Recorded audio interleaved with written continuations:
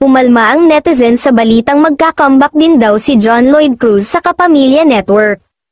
Say nila nakailang comeback na rin ba siya, nag-sitcom pa siya sa GMA7 na hindi rin nagtagal dahil 0 ratings. Ilan pa bang comeback ang kailangan? Tama na, wala na siyang babalikan.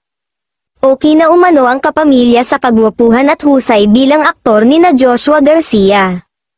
Meron bang may interesado pa kay John Lloyd gayong napabayan na ang karera neto? At least, sumikat naman si John Lloyd at kahit si Bea, during their time. Hindi naman masabing laos ang artista, kung di sila sumikat kaya't okay na umanoong iniwan ng marka sa showbiz industry.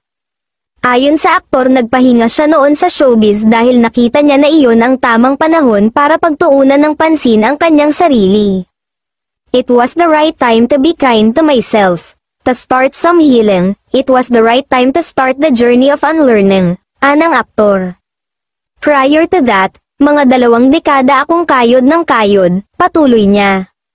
Sabi pa ni JL, the thing with acquiring yung mga natututunan natin, may mga kaakibat din siyang mga bagay na kakapit sa'yo na mahihirapan kang magpagpag, samantala, sa pagbabalik tanaw ni John Lloyd bago siya magpahinga sa showbiz, importante rin yung may tama kang motivation habang sinusuwong mo yung daan doon sa hinahanap mo. Hindi ko nabantayan yung kapit ko sa sarili ko, sa kung ano yung mga prinsipyong pinapaniwalaan ko.